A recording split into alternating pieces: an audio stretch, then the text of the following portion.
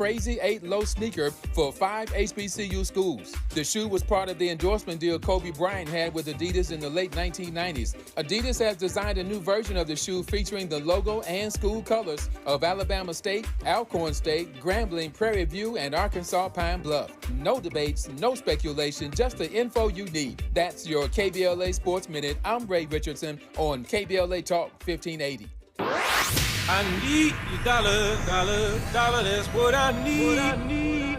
KBLA Talk 1580 celebrates small businesses, the enduring lifeblood of our community, with the launch of the KBLA SMB Marketplace. For the first time, small to medium-sized businesses will have an opportunity to promote their goods and services on KBLA and take advantage of our powerful reach and local marketing power. The SMB Marketplace is hosted exclusively on KBLA1580.com and is accessible from all our social media channels. Whether you're a small mom and pop restaurant, a car dealership, or a professional practitioner, we invite you to join in this new KBLA Talk 1580 initiative to promote your business. As a Black-owned small business, you don't want to miss this unique opportunity to gain new customers on KBLA Talk 1580. For more information, contact us today at smb@kbla1580.com. That's smb@kbla1580.com. At KBLA Talk 1580, we've got your black. And if I share with you my story, would you share your shadow with me? Time to get paid.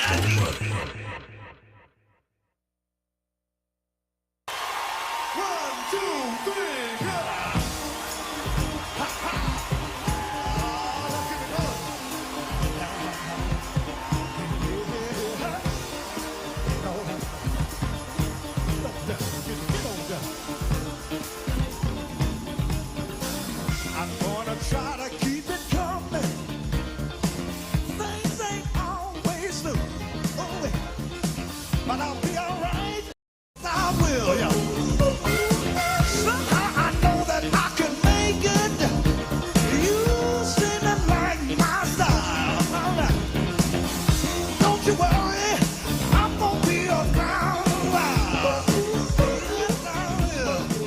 I'm just happy to see you talk to me back in style again. Live from historic Leimert Park in Los Angeles, California, I'm Tavis Smiley, and I'm so glad to see you and me back in stride again.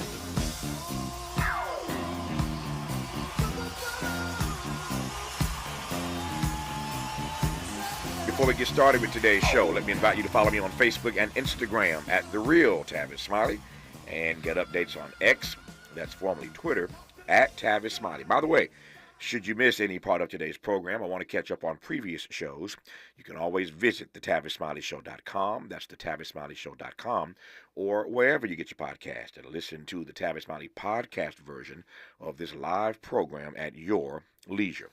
Another great show on tap for you today. In our second hour, two conversations. Up first, a white bonus analysis shows that the Republican VP candidate, J.D. Vance, has benefited from racist housing covenants, racial discrimination, and the largesse of wealthy white men hostile to racial equity. We will talk with the researcher and the writer behind this information, Tracy McMillan, on the top side of Hour 2. On the B side of Hour 2, best-selling author and renowned thought leader Carlos Whitaker on his highly anticipated new book. It's called Reconnected: How 7 Screen-Free Weeks with Monks and Amish Farmers Helped Me Recover the Lost Art of Being Human. We'll talk to Carlos Whitaker on the backside of Hour 2. In our third hour today, we are all in this thing together. We are all messed up. And no matter how messed up you think you are, there's always somebody more up than you. You understand? That's real talk. Real talk. That's why they call it Gen Z, because don't nothing good come after Z. Ain't nothing after Z. I don't know how a generation can be so sensitive and violent at the same time. What are they so mad about? You don't even know how to write in cursive, you little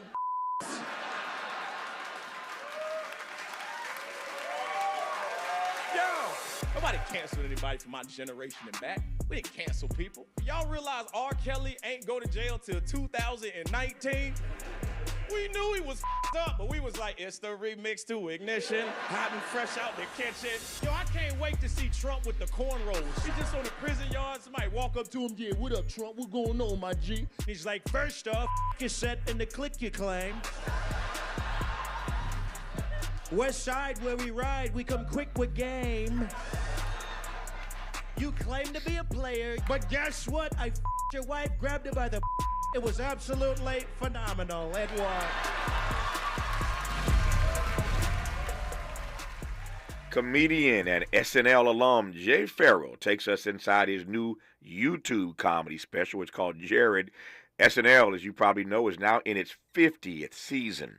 And I'm sure Jay will have some reflections on his time on the iconic show. Jay Farrell today for the hour and our final hour. But in this first hour today, two more conversations on the B side of this hour as Mark Robinson's campaign for governor crumbles, North Carolina convulses.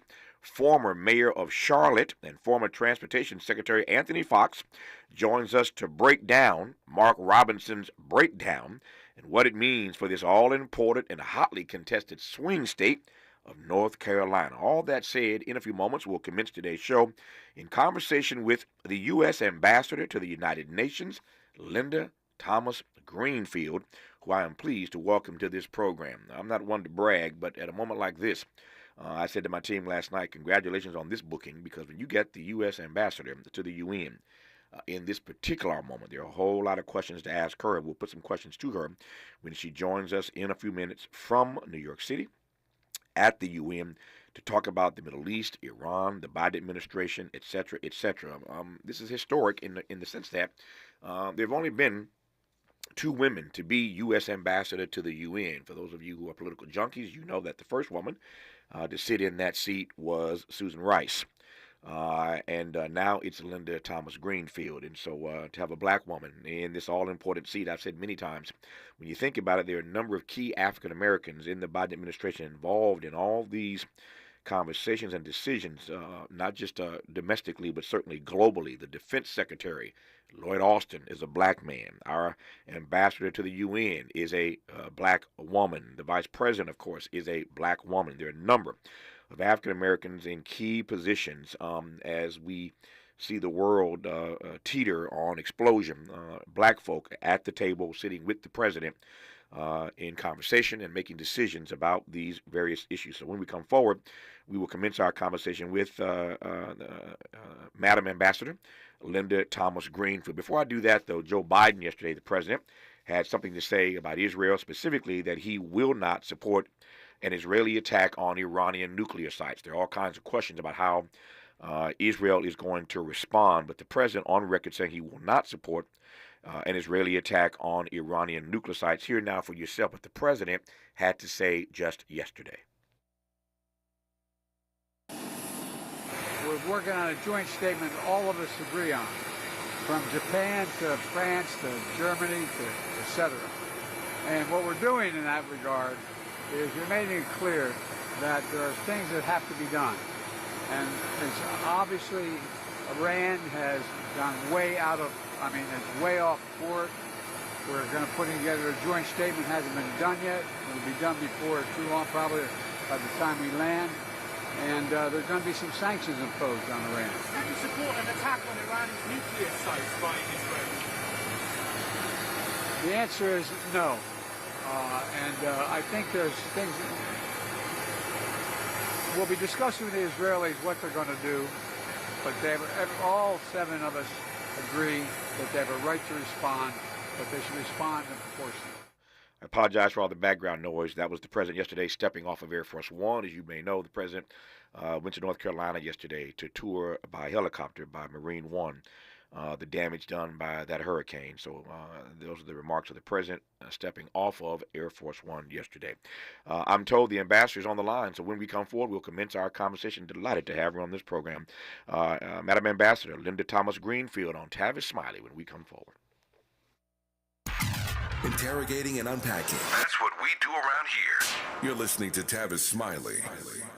Make a move into a home of your own. With City National Bank's Ladder Up Home Loan Grant, you could receive up to $20,000 that you never need to pay back. Use it toward your down payment, save on closing costs, or to buy down your mortgage rate. Find out more at cnb.com/ladderuphome. City National, here for every stage of the journey. Property must be in a qualifying market in California, New York, or New Jersey. Additional terms and conditions apply. Not all applicants will qualify. Terms are subject to change without notice. City National Bank is an equal housing lender. Member FDIC. NMLS number 536994. Tavis Smiley's new book, The Covenant with Black America, 20 years later, is now on sale everywhere. This classic text shot to #1 on the New York Times bestsellers list almost 2 decades ago. If you have the original book, you will surely want to get this 20th anniversary edition with powerful new contributions from today's leading voices. This 20th anniversary edition presents a compelling blend of historical insights and contemporary urgency in this critical and unprecedented election year. Get your copy of The Covenant with Black America 20 years later today.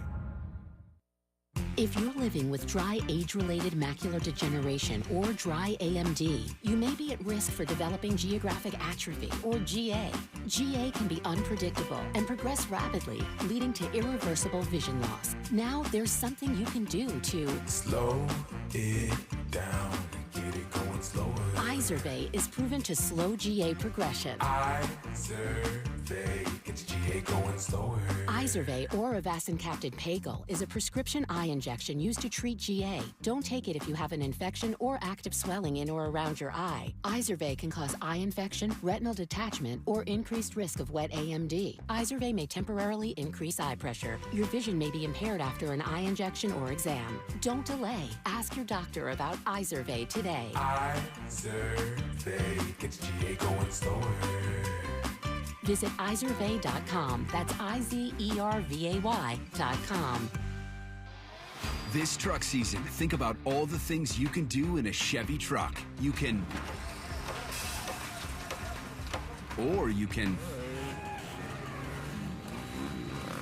even just with impressive towing, incredible bed and tailgate functionality, and multiple powertrains. Chevy Silverado, the first ever Silverado EV, Colorado and Tahoe have what you need to get things done. When you want to do it all, Chevy's got you. It's Chevy truck season. Get 0% financing on all 2024 Silverado 1500 pickups when you finance with GM Financial. Chevrolet, together let's drive. 0% APR for 36 months. Monthly payment is $27.78 for every $1,000 you finance. Example down payment 9.3%. Must finance with GM Financial. Some customers may not qualify. Not available with lease and some other offers. Take new retail delivery by 10/31/24. More honesty than you can handle. More empowerment than you can imagine. You're tuned in to Tavis Smiley. Tavis Smiley and our ambassador to the United Nations, Linda Thomas-Greenfield. Madam Ambassador, how are you today? It's good to have you on. Good. Thank you. It's great to be on with you. It's great to hear your voice. Let me just start with this. I want to get into some issues, obviously, in the 15 minutes I have with you. We'll cover a few things right quick here. But I am always fascinated by African Americans who choose this particular line of work and witness, and I do believe it is a work and witness. Obviously, I know much about your backstory over the years of doing what I do and over the years of you doing what you do out of Louisiana, from a big family just like me. I'm always fascinated, again, by with African Americans in particular, but all the posts and assignments you've had around the globe. What is it about your backstory? What am I missing? What do I not know about how this became your lane to do the work that you've done all these years? You know, Travis, I'm asked that question all the time, and sometimes I like to tell people that opportunity presented itself, and I walked through the door of opportunity.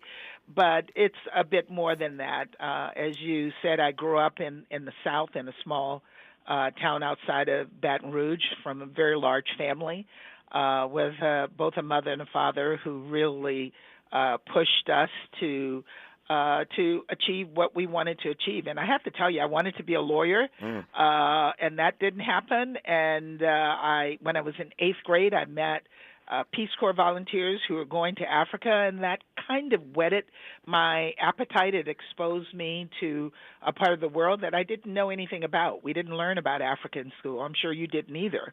And so I became interested, went off to LSU, graduated from LSU with a degree in political science, and ended up having an opportunity, again, to go through an open door to the University of Wisconsin graduate program, and that's where I became interested more academically in Africa. I had the opportunity to travel to Liberia when I was in my mid-20s. Got introduced to people who were in the Foreign Service, and that is really where I learned about this career, and that's where it started. I came into the Foreign Service in 1982, and the rest is history. The rest is history, and you're making history every day. As I mentioned earlier, Linda Thomas-Greenfield is only the second African-American woman to be our ambassador to the UN, and we're honored to have her on this program. I also mentioned, again, before the ambassador came on, that there are a number of African-Americans around the table with the president as he makes these decisions about global affairs, and that's uniquely different than the positions that we have been subjected to, or positions we've not been allowed to sit in or to have all these years. So I'm honored to have her on this program. Let me just jump right in now to make the most of these minutes that we have left here talking about the issues of the day, and that's of course why we wanted to have you on this program. Let me ask a couple foundational questions, and then we can get into the issues of the moment. For those who are listening around the country right now, who are wrestling with a couple different things, I want to hear them to hear from our ambassador how she processes this in her role, and certainly as a black woman. There are those who are asking questions like the following: how is it that we, on the one hand, as a nation, as an administration, the Biden administration, can be calling for a 21-day immediate ceasefire in the war between Israel and Hamas, a 21-day immediate ceasefire, while we continue to send them billions, Israel that is, billions of dollars of weapons? Can you square those two things? I can, Tavis, and let me just start by saying that we have always been clear. The president has been clear in our support for Israel's right to self-defense. Mm-hmm. Israel was attacked on the 7th of October. 1,200 Israelis were killed. 200 plus were taken hostage. Many of them are still being held. This fight was also supported by Hezbollah, who started lobbing weapons across the border into Israel on October 8th. Israel has a right to defend itself. Israel has a right to defend the security of its people. That said, we don't want to see the carnage continue. Mm-hmm. We want an immediate ceasefire so that we can bring peace and security to the Palestinian people who are suffering the most from this, and peace and security to Israelis who live along the border, many of them forced from their homes because of this fight. So no one wants to see this fight continue. Mm-hmm. We do not want to see the carnage that is happening continue. We don't want to see the suffering continue. So getting to a ceasefire is one of the highest priorities of the president, and that is why he put the ceasefire deal on the table that we confirmed in the Security Council through a resolution that was supported by all 15 members of the council. And the president is committed to getting us to that ceasefire, getting the hostages home to their families, getting needed humanitarian assistance to the people. In Palestine. If we stopped sending them weapons at the rate that we are, might that have an impact on this situation in the Middle East, if we stop shipping weapons so quickly? I think what it will have an impact on is to say to the world that we're not supporting Israel's right to self-defense. Okay. And we have to support their right to self-defense. Turning off weapons to them is not going to help the situation if Hezbollah and Hamas, supported by Iran, continue to lob weapons across the border into Israel, and Israel is not able to defend itself. Even if one agrees that Israel has a right to defend itself, and I certainly, Madam Ambassador, agree with you, they absolutely have a right to defend themselves, no question about that in my mind at least, and yet it's about how you do it, as you well know. And Israel has engaged in a number of things, if I can put it that way, that are a violation of international law. Using those pagers, blowing those pagers up and blowing up those walkie-talkies, that kind of engagement is a violation of international law. So the question again that some have is, how is it that we are standing where we're standing in the way that we're standing behind a nation that is violating international law in how it defends itself? Look, we have also been clear with Israel that how they carry out this war is also important, and that they have to limit the impact of their defense on civilians, and that is a message that we have been very, very clear on. That abiding by the rules of international law, abiding by the rules of war, is important. And that's a message that we have never, ever stopped delivering to the Israelis or to others, to Hamas, hiding behind civilians, building their war machinery in civilian buildings, in schools, in hospitals. So there certainly is concern about the impact that this is having on civilians on both sides. You were there in the room, if I can put it that way, when Prime Minister Benjamin Netanyahu, Bibi, gave his address the other day. It's that season of the year where all the world leaders come to New York and deliver their speeches. We saw President Biden, of course, our president, give his remarks. I don't want to color this question much more than this. What did you make of the remarks of Bibi Netanyahu, given the response that many have had to what he had to say and how he said it that day? I can't defend or explain the remarks that were made by the president of Israel. His remarks were made in the interest of his country. And yes, I saw the reaction from many to those remarks and the concerns, and I've heard the concerns that have been expressed. But again, these were his remarks. They were not our remarks. So at this moment, actually moments ago, I played, Madam Ambassador, I played some sound from President Biden yesterday, getting off of Air Force One, saying, quite frankly, that he does not support an Israeli attack on Iranian nuclear sites, and that the G7 will come together here shortly and make their own statement about how they believe that Israel should proceed. What can you tell me about what's on the table for consideration for what may be said by the G7 about what they believe ought to happen now? Yeah, I did hear the president's remarks, and he was very, very clear. I can't preview for you what the G7 is going to say in advance. I can say that the president is having intense discussions with his counterpart, the Secretary of State, with his counterpart on what the response of the G7 will be. Let me pivot. I'm just watching my time here, and I want to make the most of these few minutes that we do have. You mentioned at the top of this conversation, and I asked you about what animated your decision to get into this field of diplomacy and foreign service. You talked about Africa, a nation, a continent, of course, that I love and you love, and I'm sure I've not been to as many countries as you have, but I've been to 16 of them, and every time I go, I fall more and more in love with that continent. But you have been one of the leading forces behind getting a couple of permanent seats for African countries at the UN. Tell me about that fight. It hasn't been a fight, to be honest, Tavis. We have always recognized that Africa needs to be included. It needs to have a voice on the Security Council. It needs to have a permanent seat. And as we looked at the options, we came to the conclusion that Africa should have 2 permanent seats on the council. It's a huge continent, 54 countries. It is a young continent.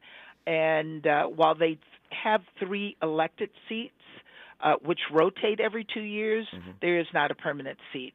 So we kind of broke the mold and announced this year that we do support 2 permanent seats for Africa, and we support what is called text-based negotiations that will allow for us to put down on paper what our various positions are so that we can move forward on the negotiations. And I have engaged with almost every country on the continent. I've engaged with regional organizations across the world to get their views, and we were able to put down on paper our view that we have 2 permanent seats and that we have seats for the small island developing countries, and that we have text-based negotiations. The president also announced, when we announced this 2 years ago, that there should be a permanent seat for Latin America as well. You mentioned that it's not been a fight. I'm glad to hear that. And yet, the reality is that they have been, that is to say, Africa, the continent, has been denied these permanent seats for however long the UN has been around. How do you read that? I got my own take on why it is that a continent as big as Africa would be denied permanent seats. What's your take on that? Well, look, the UN was created 70 years ago, and and the Security Council came about as a result of that over 70 years ago. African countries were still colonies at that time. The landscape has changed. We have now 54 independent countries on the continent of Africa, and it is long past time that Africa has a permanent seat, 2 permanent seats in our view on the council. And so while it's overdue, we're doing it now, and we're going to continue to work to support moving this needle. I've got 3 minutes left with you, and I'm grateful for the time we've had. Let me kind of get out a couple more questions right quick here. Let me go straight to Ukraine. We talked about, of course, the Middle East. Ukraine, this is another hot spot, obviously, on the globe.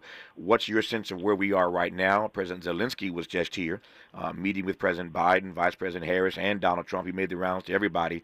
Your read on where we are with regard to supporting Ukraine at the moment? Look, our support for Ukraine is ironclad. We made that clear during President Zelensky's visit here last week. And as you noted, he met with government officials across the board. And our message to him and our message to the world is we have to support Ukraine's sovereignty. We have to support their independence, and we have to support them against an attack by a larger neighbor who is a permanent member of the Security Council and who has made the decision to carry out an unprovoked attack against his neighbor. So we will continue to support Ukraine until Ukraine wins this war. And our message to Russia is they can end it today by pulling their troops off of Ukraine's border. Got 90 seconds left, and I'll give it all to you. I want to close where I began. Just noting that there are African Americans around the table with the president making decisions on global affairs, which isn't always the case. The vice president, of course, is a black woman. Lloyd Austin is a black man heading the Defense Department. You obviously are a black woman as our ambassador at the UN. What's that like? What's it feel like? What's it look like? How should we process that there are black folk at the table helping to make these decisions? It's somewhat surreal, and it's particularly surreal for me. Growing up, again, in the segregated South from a poor working-class family, this was not something that was written in the cards for me, to be sitting in the White House, sitting around the cabinet table, sitting next to the President of the United States. And what this says to every young African-American child, every child of color, every immigrant child in the United States, that this is something that you can pursue. And if you see it, you can be it. And I want to be the representation of that for other young African-American women, young African-American men who want to pursue careers in international affairs. They're seeing Secretary Austin, they're seeing me, they're seeing the Vice President, and there are others who are representing our country and representing the American people. Whether it's Ralph Bunche or Susan Rice or Linda Thomas-Greenfield or others, I'm always delighted to see Andy Young, always thrilled to see us at the table when global affairs are being discussed. Madam Ambassador, thank you for your time. Good to have you on. All the best. You hope to do it again somewhere down the road. Good. Thank you so much, Tavis, and I listen to you all the time. Thank you for doing what you do. You are very kind. Thank you for that. The ambassador to the UN for the U.S., Linda Thomas-Greenfield. More of Tavis Smiley when we come forward. For all the freedom-loving folk, this is Tavis Smiley. I feel like freedom. Paid for by government.com. Did you know the United States Mint has issued a new Morgan silver dollar coin in proof condition for the first time? Not only that, they are also minted in 99.9% pure silver for the first time ever in history. Coin experts are calling this an amazing opportunity for anyone that knows the enduring popularity of Morgans. But you must hurry. Only 400,000 of these legal tender silver dollars were issued. These first ever Morgan silver dollars are brand new with stunning mirror-like finish, minted by the iconic San Francisco Mint. Call now and you're guaranteed a new first ever 99.9% pure silver proof Morgan dollar. To learn more, call 1-800-973-9717. If you order now, you will receive a free coin collector bonus pack, a $25 value, free with every order. Call 1-800-973-9717 now to secure your new Morgan silver dollars before they are gone. That's 1-800-973-9717.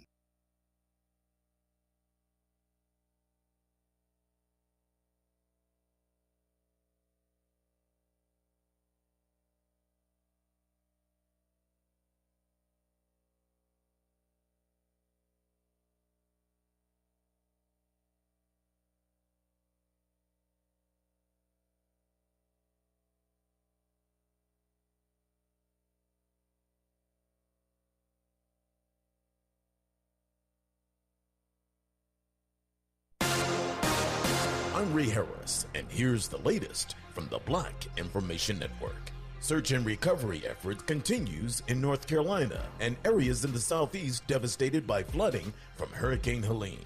FEMA rescue teams from around the country are helping the North Carolina National Guard locate people stranded in flooded mountain towns in the western part of the state. Pundits say there's a lot at stake in the upcoming presidential election. Perhaps the most important task for everyone is registration. The deadline to register to vote for the 2024 general election is this Monday, October 7th. After that date, if you're not registered, you cannot vote. The process takes less than 2 minutes. Go to vote.gov and register now. And that's the latest. I'm Ray Harris on your home for 24/7 News, the Black Information Network, and BINnews.com.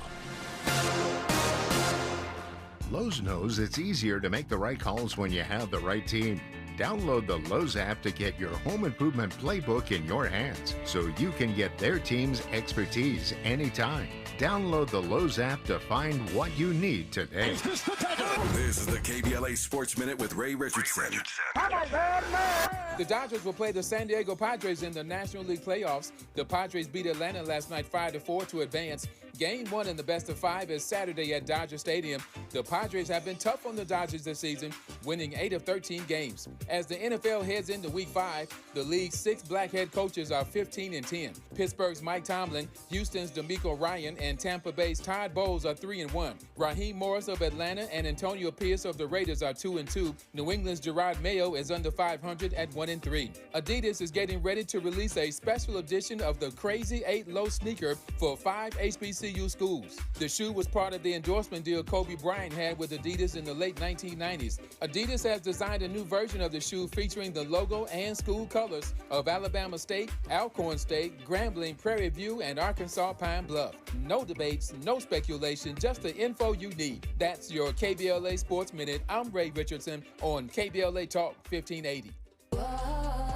My friends swim no matter the season, but my moderate to severe plaque psoriasis can sometimes take me out of the moment.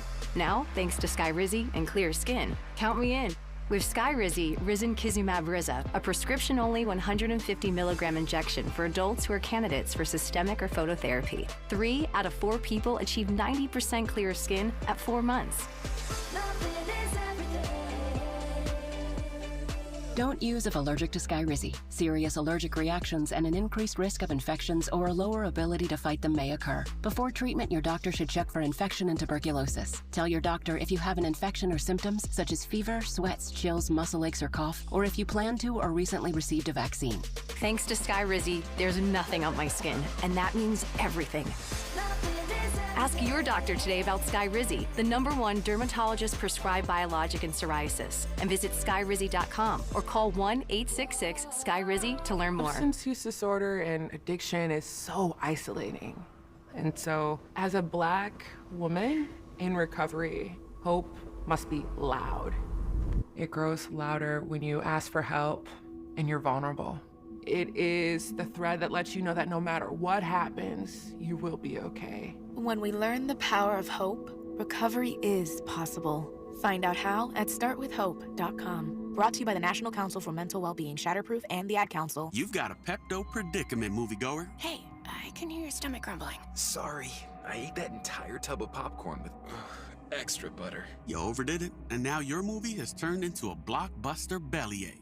Undo it with Pepto. When you have nausea, heartburn, indigestion, upset stomach, diarrhea. Pepto chewables provide fast 5-symptom relief, so you can focus on the action on the big screen instead of in your stomach. When you overdo it, undo it with Pepto. Use as directed to keep out of reach of children.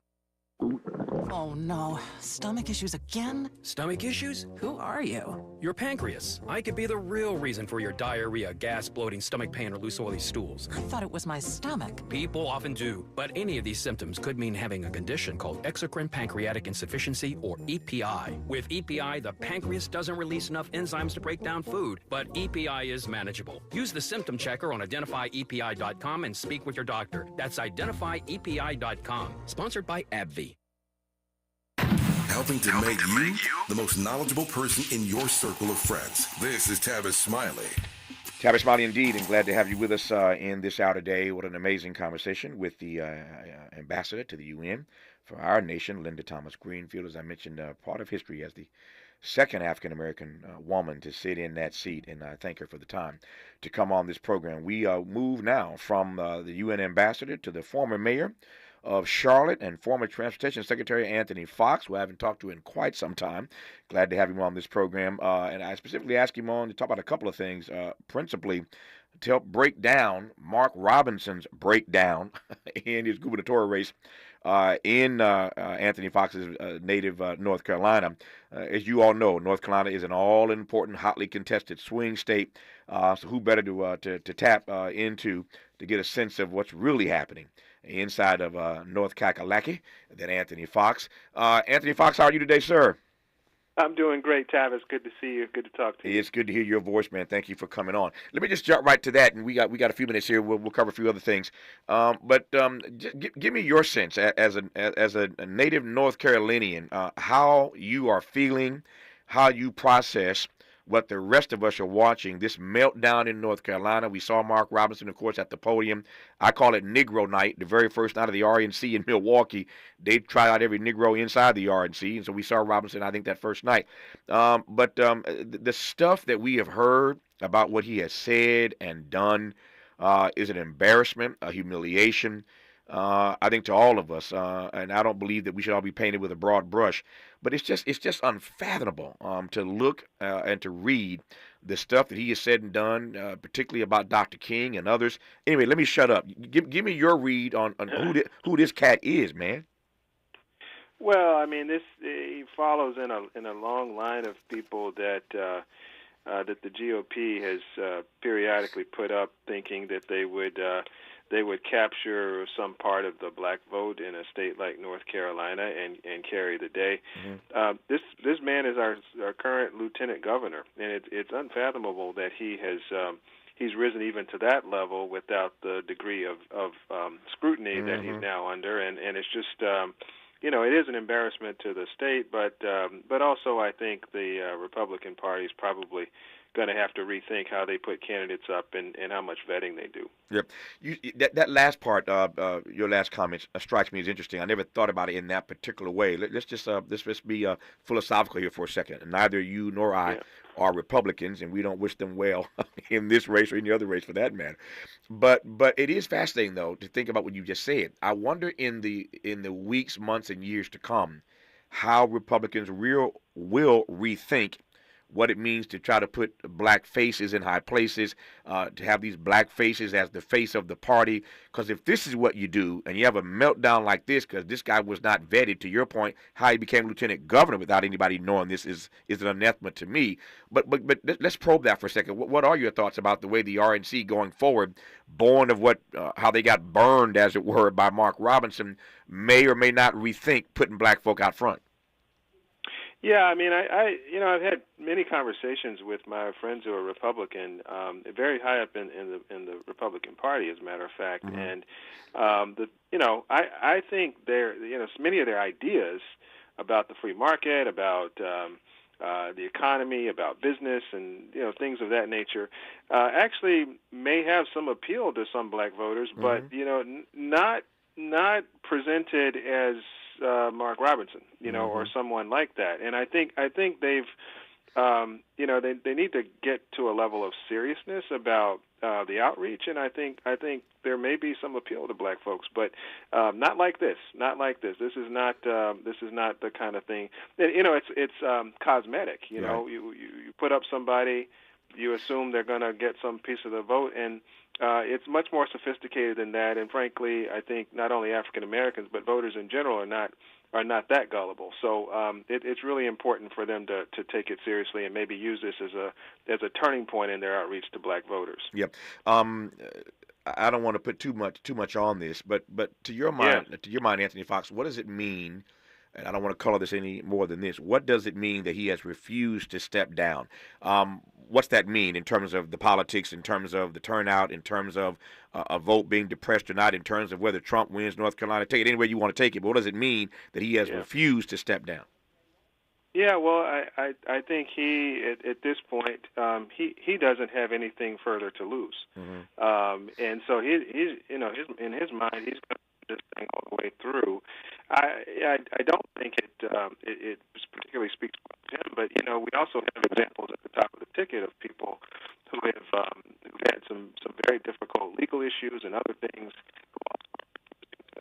Anthony, so I think your phone is. I'll let Miles talk to you 1 second. I think it may be the space that you're in. Your phone is starting to crackle on me, and we were losing some of your all-important commentary that I don't want to lose. So let me try to get him in a better space, and we'll continue this conversation. But it is fascinating that this is happening in North Carolina, a state that Kamala Harris desperately wants to win, a state that Donald Trump desperately wants to win, and in a race that's going to be close. Obviously, every vote, every state matters. Every vote, every state matters, and so people are keeping their eyes on North Carolina. It is important to note, we're getting Anthony Fox back on a different phone line to continue and conclude this conversation.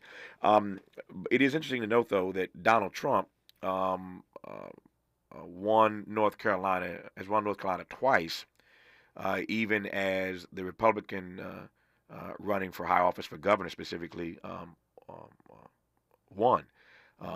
So Democrat runs for governor, wins. Donald Trump runs for president, wins. The point simply is that Donald Trump can still win North Carolina, even if the Republican running for governor doesn't win. So the data would suggest that Donald Trump could pull off North Carolina, even if Mark Robinson doesn't win for governor. So I don't know what that means this time around, but that's just some historical data for those of you who track that kind of stuff. I was asking you, Anthony, what you think it means that politically for Trump, for Democrats, take it any way you want to take it, that Mark Robinson has refused to step down and will remain on the ballot.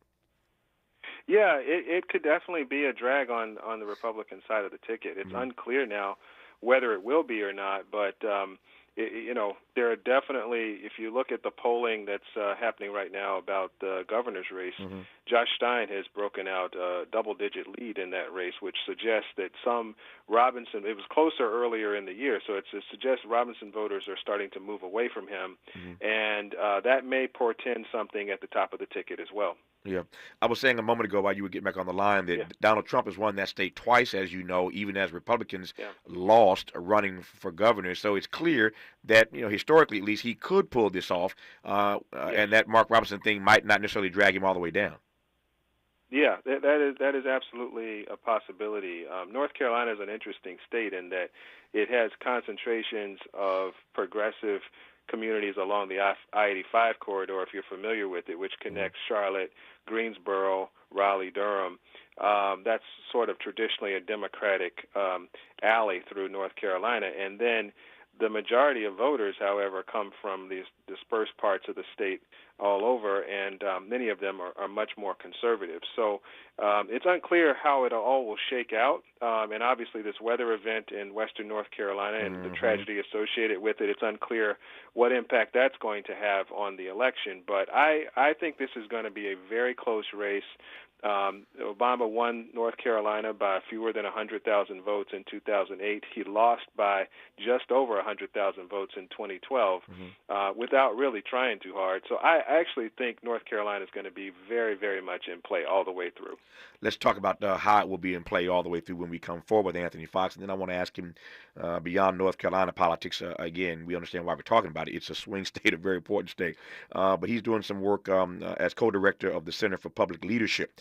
And I want to talk about more broadly the notion of public leadership these days. Joe Biden, a couple of days ago on the 100th birthday of Jimmy Carter, called him a moral force. I'm not sure we have leaders with that kind of moral force anymore. So we'll talk about public leadership when we come forward with the former mayor of Charlotte and former Transportation Secretary Anthony Fox on Tavis Smiley. From the Mert Park with love, this is Tavis Smiley. We all hear the radio ads about the IRS. They tell you to be afraid, to be scared, and they try to frighten you into calling. I'm not here to do that. Tax Relief Advocates is different. TRA is here to tell you that if you owe money to the IRS, whether it's $5,000, $50,000, or $500,000, we have a solution. It doesn't matter if you're sitting in your car, at work, or with your kids. No matter where you are, call now. 800-550-9651. Don't lose hope. TRA can eliminate or reduce what you owe to the IRS. Generous programs are now available that can give you a fresh start. Our passion is taxes and helping individuals fix their IRS problems. We have over 1,000 5-star reviews on Google and an A+ with the Better Business Bureau. You don't need to be afraid of the IRS any longer. End your tax nightmare today by visiting us online at TRA.com or call 800-550-9651. That's 800-550-9651. Tax Relief Advocates. Real solutions for real people. We asked seniors how to prevent Medicare scams. My best advice, if you get a phone call, do not talk to the person. These people are well trained. Don't talk to them. They don't know me. They're just trying to scam me. Don't be fooled. Hang up. Just hang up. Never give out your Medicare number. They're going to get your number to put in a false claim. If I get a call from someone, I don't pick up the phone, and should I pick up the phone and they ask for information, then I hang up. How do you detect Medicare fraud?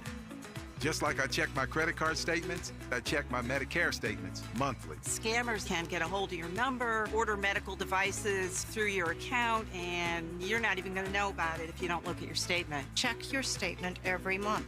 If you get your statement and you see something that you know you did not have done, you report it.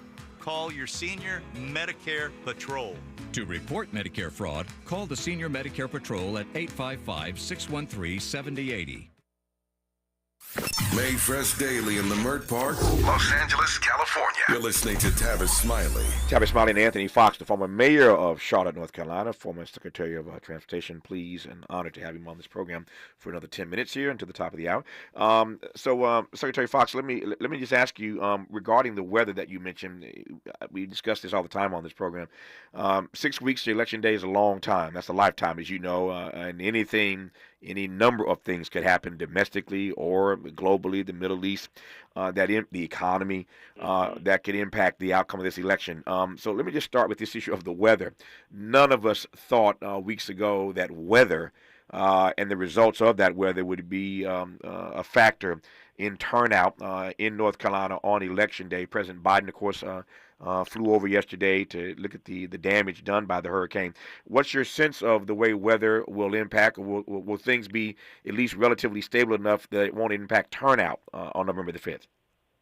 Oh, I don't think we know enough yet, Tavis. Yeah. I've talked to people who live out in western North Carolina. There's still no water, no electricity.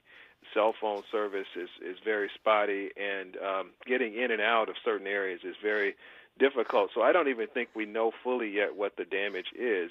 I would suspect, based on what I've seen, that there will be some impact on the turnout in western North Carolina. I know election officials will probably redouble their efforts to make absentee ballots available if the window hasn't closed. But I find it hard to think that there's not going to be some impact based on how closely the elections are. Yep. You mentioned earlier that Barack Obama won North Carolina barely the first time, lost it barely the second time, to your point, without even trying really hard. Two questions here. What is your sense of how Kamala Harris could do in North Carolina, number one? And number two, that is not disconnected from the way the DNC, the way the Kamala Harris campaign sees this vis-a-vis the resources that they're putting in the state. So I can, in some ways, I can answer my first question by knowing the answer to the second question. If they think they got a shot, they're pouring resources in. So answer both for me. Yeah, they're putting resources in. They have a pretty significant ground operation that's happening, and you have to have that in North Carolina for the reasons that I described. It's there's a compact part of the state which runs up the I-85 corridor, but the rest of the voters are pretty dispersed after that. So you really have to get out and knock on doors, and they are doing that. And we also see the investment in media as well that they're putting in, and both campaigns are putting in appreciable amounts of money in North Carolina. North Carolina is one of those sleeper states that could end up making or breaking this race one way or the other at the end of it, and I think both campaigns are going to go pretty much all in to North Carolina. In our remaining moments with Anthony Fox, we'll talk about public leadership, or the lack thereof these days. You're listening to Anthony Fox, and I'm glad about it, on Tavis Smiley. Helping to stretch your moral and political imagination. This is Tavis Smiley. If you're like me, 60 and retired, making ends meet, especially here at the supermarket and drugstore, is tough. I'm so blessed to have found benefitscheckup.org. It's a free and confidential website from the National Council on Aging that connected me to $1,200 a year in programs that help pay for food, medicine, utilities, and more. Maybe it can help you. benefitscheckup.org.